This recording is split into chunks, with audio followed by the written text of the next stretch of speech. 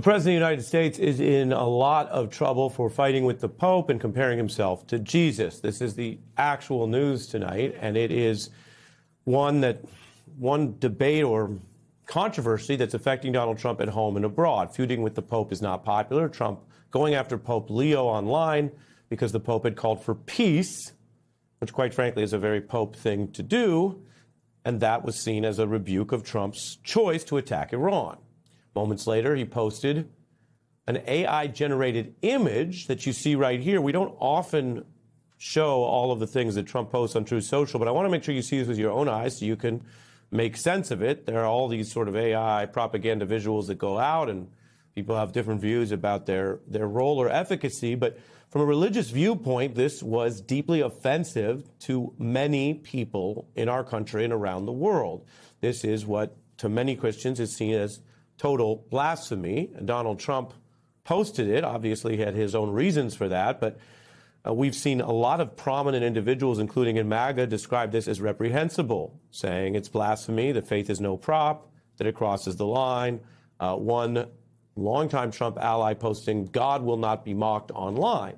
And as I mentioned earlier in our coverage, we hear a lot of things from Trump and his allies that aren't really true. They just continue this sort of spin. And one of them, I'm sure you've heard a lot as well, he doesn't back down, he doesn't apologize. That's not true. He backs down when he is attacked or confronted in a consistent way, and especially by other people who don't back down. Some liken that to the approach you need for bullies. And so while Trump has been all over the place on these issues, I mentioned his Praise Allah post as well, he deleted this post. He might not want you to know that, but we showed you the post. It's no longer on Truth Social. He deleted it. Then later, facing the cameras, he went after the Pope again. I'm not a big fan of Pope Leo. He's a man that doesn't think that we should be toying with a country that wants a nuclear weapon so they can blow up the world. I'm not a fan of Pope Leo.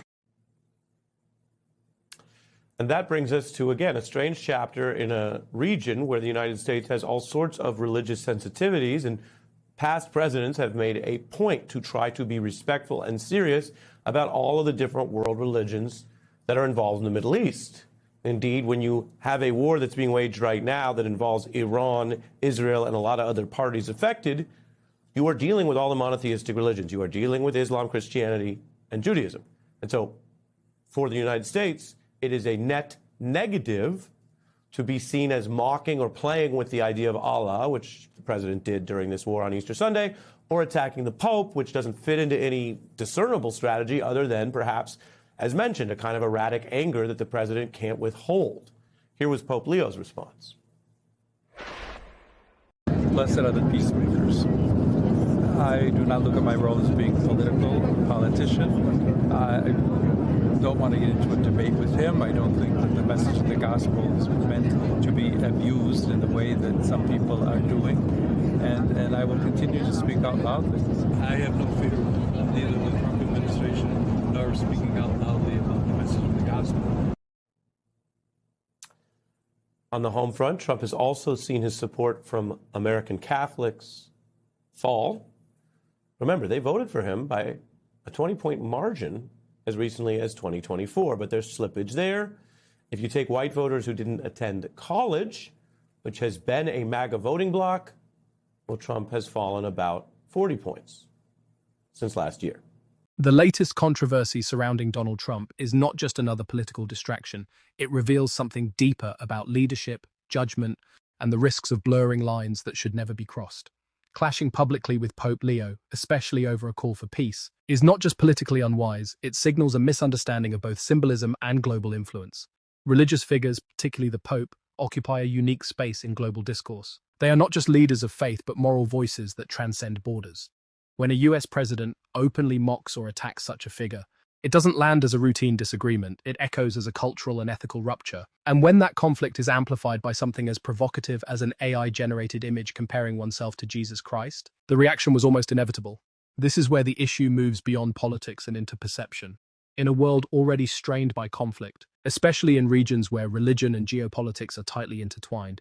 Even symbolic gestures carry weight. Engaging in what many interpret as blasphemy, whether intentional or not, risks alienating not just domestic voters but entire communities worldwide. It complicates diplomacy, especially when the United States is already navigating tensions involving multiple religious identities.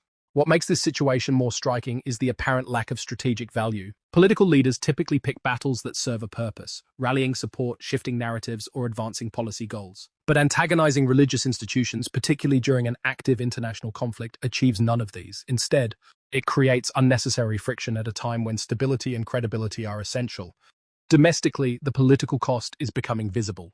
Faith-based voters, especially those who once formed a strong base of support, are showing signs of discomfort. This isn't just about policy disagreements, it's about respect, tone, and the perceived seriousness of leadership. When rhetoric begins to feel erratic or overly personal, it erodes confidence, even among allies.